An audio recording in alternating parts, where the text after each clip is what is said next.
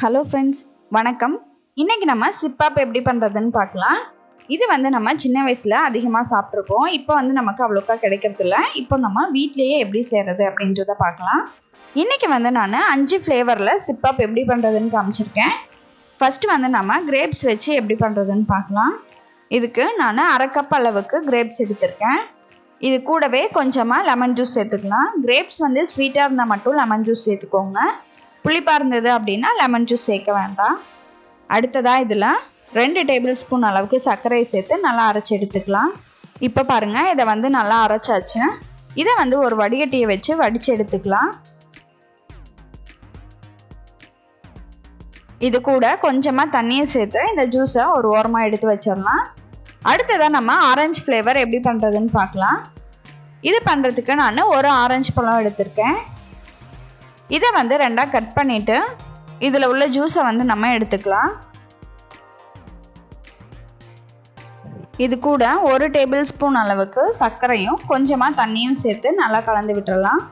சர்க்கரை நல்லா கரையிற அளவுக்கு மிக்ஸ் பண்ணிக்கோங்க. இப்போது இதையும் எடுத்து வச்சிடலாம். அடுத்த ஃப்ளேவர் பண்ணுறதுக்கு நான் 1/2 கப் அளவுக்கு பால் எடுத்திருக்கேன். இதை நம்ம ஒரு பாத்திரத்தில் ஊற்றிக்கலாம். பாலை வந்து நல்லா ஒரு 5 நிமிஷத்துக்கு கொதிக்க வச்சுக்கோங்க. இப்போ வந்து இதில் 2 டேபிள் ஸ்பூன் அளவுக்கு கண்டென்ஸ்ட் மில்க் சேர்த்துக்கலாம். இது கூடவே 1/2 டேபிள் ஸ்பூன் அளவுக்கு சர்க்கரையும் சேர்த்து நல்லா கலந்துக்கோங்க. சர்க்கரை வந்து உங்களோட டேஸ்ட்டுக்கு தகுந்த மாதிரி சேர்த்துக்கோங்க. இதுக்கு வந்து கொஞ்சம் சர்க்கரை வந்து தூக்கலாக தான் இருக்கணும். அப்போ தான் வந்து ஃப்ரீஸ் ஆகிட்டு வரும்போது நமக்கு கரெக்டான அளவில் இருக்கும். இப்போ பாருங்கள், பால் நல்லா கொதிச்சிருச்சு. இதை வந்து நான் 3 பவுலில் பிரித்து ஊற்றிக்கிறேன். கொஞ்சம் கொஞ்சமாக ஊற்றிக்கலாம். ஒவ்வொன்றிலையும் ஒவ்வொரு ஃப்ளேவர் வந்து நம்ம மிக்ஸ் பண்ணிக்கலாம். ஃபஸ்ட்டு இதில் வந்து பார்த்தீங்க அப்படின்னா நான் ரோஸ் மில்க் எசன்ஸ் ஊற்றிக்கிறேன். அடுத்ததில் பாதாம் எசன்ஸ் ஊற்றிக்கலாம். அடுத்ததாக பிஸ்தா எசன்ஸ் ஊற்றிக்கலாம். இந்த எசன்ஸ் வந்து நம்ம 2 ட்ராப் அளவுக்கு சேர்த்துக்கிட்டாலே போதும். அடுத்ததாக ஒரு கவரை வந்து நான் இந்த மாதிரி ரெடி பண்ணி வச்சுருக்கேன். இப்போது இந்த ஜூஸை வந்து இதில் 3/4 அளவுக்கு ஊற்றிடலாம். அடுத்ததாக மேலே இந்த மாதிரி மடித்து விட்டுட்டு இதை வந்து நம்ம மெழுகுவர்த்தியில் இந்த மாதிரி காமிச்சு விட்டோம் அப்படின்னா மேலே வந்து நல்லா ஒட்டிக்கும். இதே மாதிரியே நம்ம எல்லாத்தையும் ஊற்றி மெழுகுவர்த்தியில் காமிச்சு ஒட்டிக்கலாம். இந்த மாதிரி கவர் ரெடி பண்ணி வச்சுக்கோங்க. இது வந்து நான் வீட்லேயே ரெடி பண்ணது தான். உங்களுக்கு லோக்கலில் கிடச்சிது அப்படின்னாலும் வாங்கிக்கோங்க.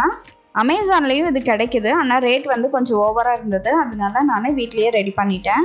சப்போஸ் இந்த கவர் வந்து உங்களுக்கு வேணும் அப்படின்னு நினச்சிங்கன்னா நான் வந்து அமேசான் லிங்க் கொடுக்குறேன், செக் பண்ணிக்கோங்க.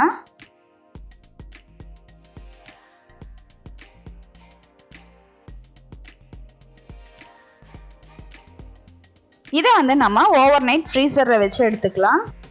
இப்போ பாருங்கள், நம்மளோட சிப்பப் ரெடி ஆகிடுச்சு. இதை கண்டிப்பாக நீங்களும் உங்கள் வீட்டில் ட்ரை பண்ணி பார்த்துட்டு உங்களோட ஃபீட்பேக்கை கமெண்ட்டில் சொல்லுங்கள். நன்றி.